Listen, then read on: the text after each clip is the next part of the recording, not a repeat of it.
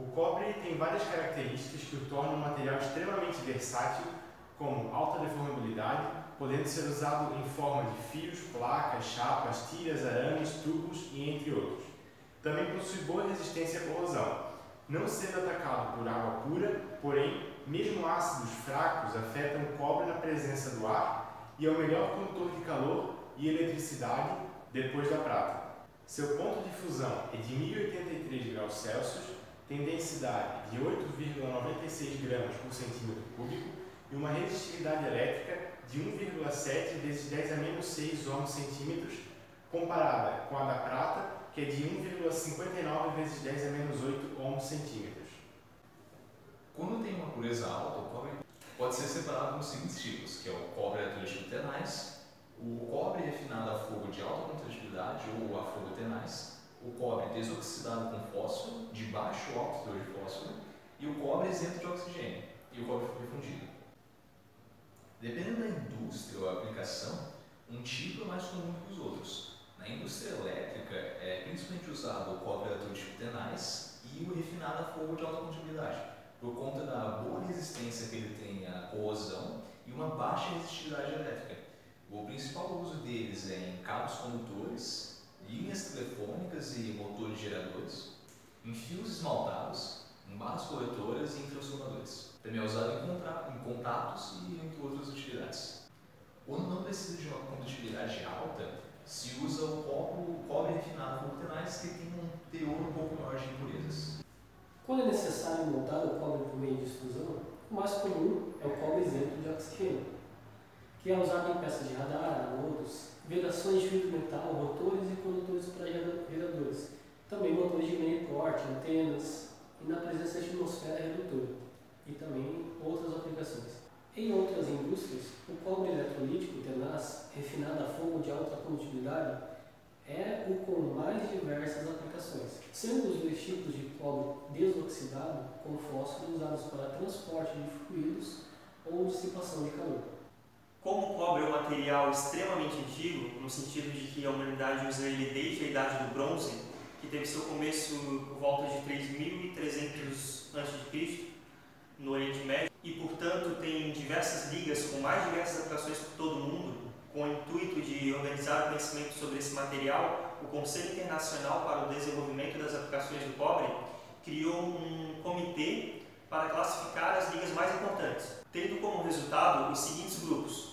O grupo A, que é o do cobre puro, o grupo B, das ligas de cobre de baixo teor de liga, o grupo C, que são as ligas de cobre de teor elevado de liga, o D, que são as ligas de cobre e zinco, os latões, o grupo E, as ligas cobre, zinco e chumbo, que se referem aos latões e ao chumbo, o grupo F, que são as ligas especiais, cobre e zinco, que são referentes aos latões, ao estanho e ao alumínio, o grupo G, que são as ligas cobre e estanho, que se referem ao bronze e fosforoso, o grupo H, que tem-se as ligas de cobre e alumínio, no grupo K a gente tem as ligas cobre e níquel, referentes ao cupro níquel, no grupo L a gente tem as ligas cobre, níquel e zinco, que se referem às alpacas, e, por fim, no grupo M a gente tem as ligas cobre, níquel, zinco e chumbo, que se referem às alpacas ao chumbo.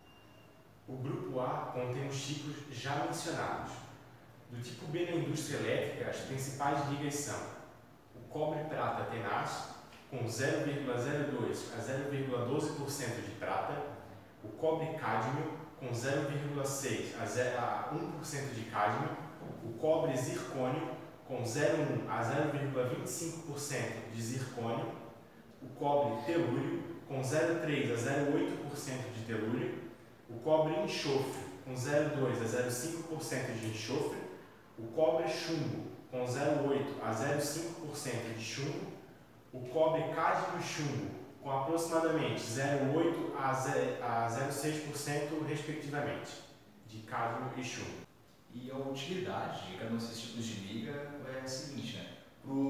Para a primeira liga, ela é usada em ambientes assim, de temperaturas mais elevadas, ou seja, quando você tem uma bobina, coletores elétricos, entre outros, pelo fato de que a prata não aumenta muito a resistência elétrica da liga, mas ela aumenta a resistência mecânica e a fluência. Já a segunda liga listada aqui, ela tem um uso maior em molas, contatos, linhas de transmissão de alta resistência mecânica. Isso acontece por conta do cádmio conferir uma resistência maior à fadiga e o amolecimento do material por conta do calor. Aqui na terceira liga já tem um uso mais geral, onde você precisa de uma resistência mecânica elevada, que é conferida a essa liga por um método em que ela é endurecida por meio de precipitação. A quarta liga listada aqui, ela já tem uns usos mais específicos, precisa de uma precisão um pouco maior do material, como em terminais e contatos. Isso acontece por causa que essa liga em específico confere ao material uma alta usabilidade e ainda uma baixa resistência elétrica. Aqui no quinto é parecido com a liga de cobre telúrio, a sexta também, e já a sétima ela já é usada em molas, contatos e ônibus elétricos. Já os outros, eles podem ser generalizados em 3 subgrupos. Os latões, bronzes, cupro-níquel, cobre-alumínio, cobre-berílio e cobre-silício.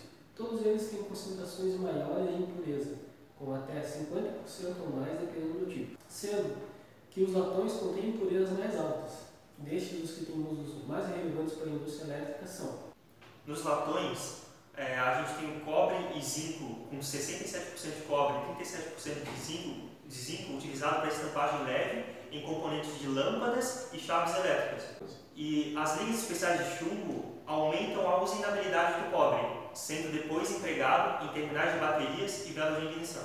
Quanto aos bronzes, onde temos o cobre estanho com 98% de cobre e 2% de estanho, eles são utilizados por sua boa condutividade elétrica e melhor resistência mecânica que o cobre.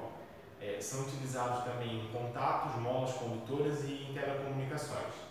Já o cobre estanho, 96% cobre, 4% estanho, mesmo que acima da anterior, eles também são utilizados em tomadas e interruptores.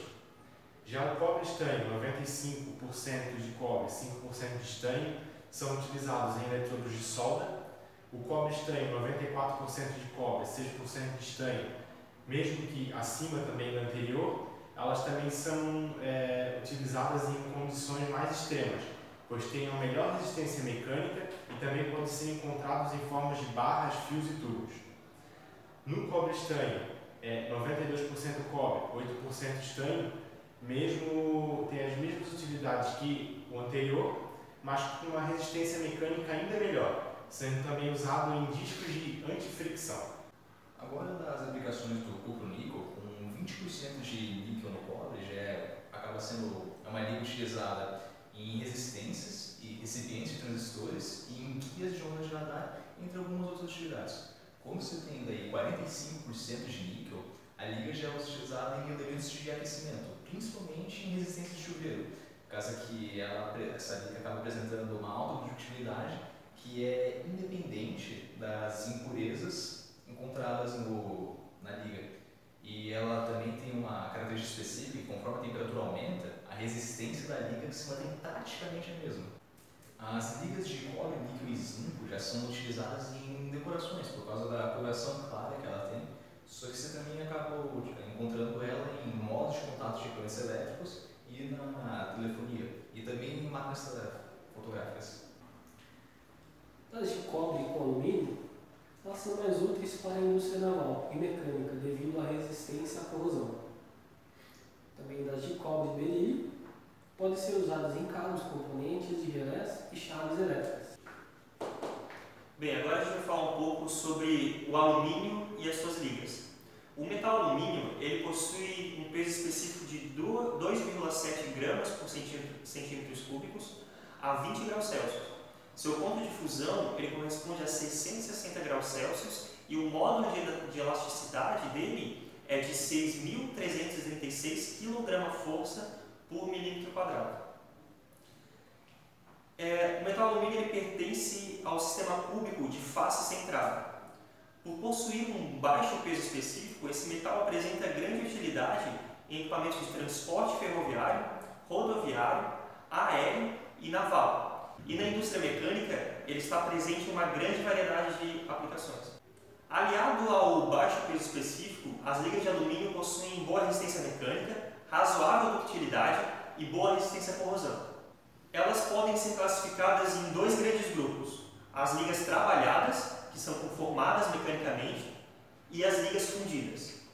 Bom, quanto às ligas trabalhadas de alumínio, elas podem ser subdivididas em duas classes. As ligas não tratáveis tecnicamente, que têm as suas propriedades alteradas apenas por trabalho a frio ou encruamento, e as ligas tratáveis tecnicamente, que têm suas propriedades mecânicas melhoradas geralmente pelo tratamento de endurecimento por precipitação. Quanto às ligas fundidas, na fundição de peças de alumínio pode-se utilizar os métodos de fundição em areia, fundição sob pressão e de precisão. As ligas de alumínio para a fundição elas são classificadas em dois grandes grupos. Que a gente tem as ligas binárias, com um único elemento de liga adicionado, e as ligas complexas, que têm dois ou mais elementos de liga adicionados no material. Praticamente todos os setores industriais podem ser beneficiados pelo emprego desses materiais, além de ser utilizado nas indústrias de transporte. Ele também é muito empregado na indústria de aparelhos eletrodomésticos, na construção civil, também na indústria química e elétrica, além de possuir aplicações variadas, como imóveis, por exemplo. Na indústria elétrica, além do seu emprego em cabos condutores armados de aço, outros empregos são feitos em partes estruturais, enrolamento de motores, em transformadores a seco, inclusive, para certos tipos de enrolamentos também. Na indústria eletrônica, em guias de ondas de radar e sonar, antenas de radar, televisão e outros componentes. Agora nós vamos falar sobre chumbo, estanho, zinco e as suas ligas. O chumbo ele é um dos materiais mais antigos conhecidos pelo homem. Possui uma densidade de 11,34 gramas por centímetro quadrado a 20 graus Celsius e um ponto de fusão equivalente a 327 graus Celsius, sendo um material reticulado cúbico de face centrada. Ele apresenta baixa resistência mecânica, é muito mole, muito maleável e deformável e resistente à corrosão. Sua cor é cinza azulada devido à formação de uma película superficial de óxido e carbonato. Sua resistência à corrosão é elevada, inclusive sob a ação de certos ácidos como o sulfúrico.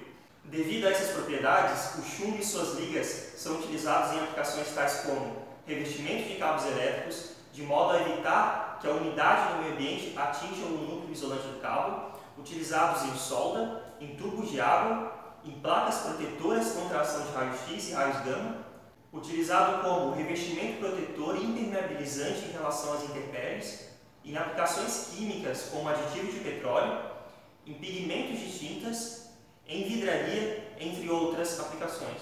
Além disso, o chumbo é eventualmente aplicado em coberturas de telhados na forma de chapas, sobretudo para a impermeabilização. Já o estanho tem um ponto de fusão de 232 graus Celsius. O seu peso específico é de 7,3 gramas por centímetro cúbico e a sua forma cristalina é tetragonal.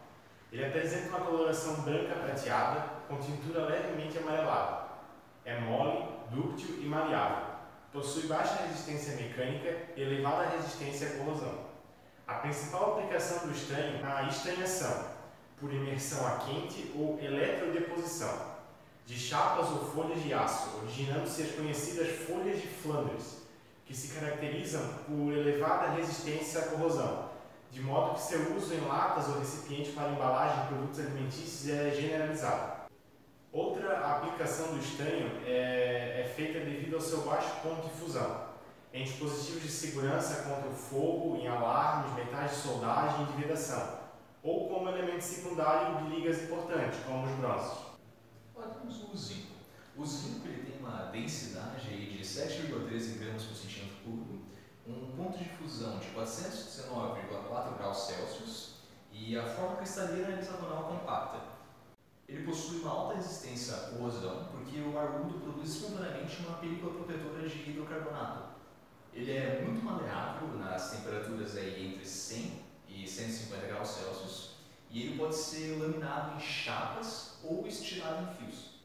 Também possui uma boa usinabilidade e coloração branca azulada. Emprega-se principalmente para o recobrimento de chapas de aço, de galvanização, como um elemento de liga nos latões, em chapas para telhados e calhas, em ligas para fundição sob pressão e como substância química na forma de pigmentos. O material zincado é empregado em reservatórios, calhas, equipamento para vacinos, esquadrias de aço, tubos, torres de transmissão, ferragens de construção, arames e cabos, entre outras coisas. Outros metais e ligas não ferrosas. Temos o níquel, que seu ponto de fusão é de 1455 graus Celsius e o peso específico de 8,88 gramas por centímetro cúbico. Apresenta uma coloração branca com tintura acinzentada. Possui excelente resistência à corrosão, é maleável e podemos ser facilmente trabalhado, inclusive por deformação a frio, o que melhora a sua resistência. É muito tenaz, não é tratável termicamente. Possui razoável usinabilidade. Sob muitos aspectos, assemelha-se ao aço meio duro. Suas principais aplicações são feitas como revestimento protetor do aço, aniquilação, como elemento de liga nos produtos siderúrgicos, onde seu emprego é muito importante, sendo os principais exemplos de aços inoxidáveis, os aços refratários e o níquel resiste. Igualmente, é para o cobre um importante elemento de liga, sendo os principais exemplos de ligas o cuproníquel e as opacas. Bem, quanto ao magnésio, ele pertence ao grupo dos chamados metais leves, pois seu peso específico é de 1,74 gramas por centímetro cúbico. Seu ponto de fusão é de 650 graus Celsius e a sua cor é branco prateado. É um metal relativamente mole e maleável, porém sua ductilidade é baixa, assim como sua resistência mecânica e sua tenacidade. Resiste à ação dos alcalis, pode ser forjado, estrudado, laminado, fundido em areia, em molde permanente e sob pressão. Apresenta boa usinabilidade.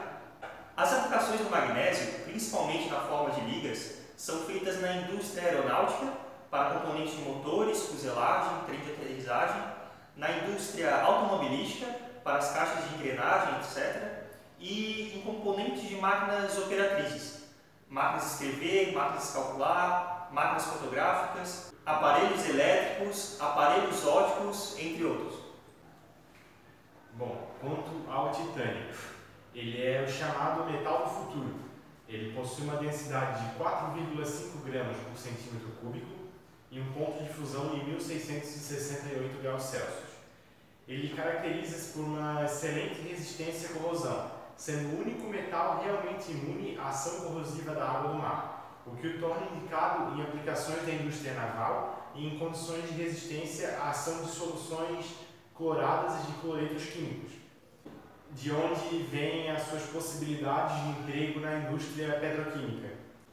Devido ao seu alto ponto de fusão, o titânio apresenta boa estabilidade a temperaturas relativamente elevadas, não se modificando praticamente a estabilidade da estrutura cristalina a essas temperaturas, sobretudo se certos elementos de liga forem introduzidos.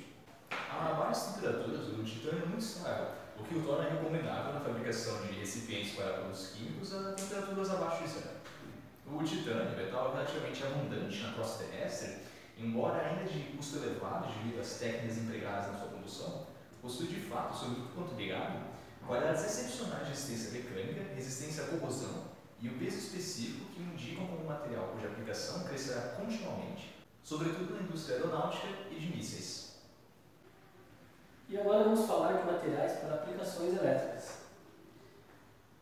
Nessa categoria, nós temos os supercondutores. A supercondutividade, que é uma propriedade física de certos materiais, que quando resfriados a temperaturas extremamente baixas, tendem a conduzir corrente elétrica sem resistência nem perda.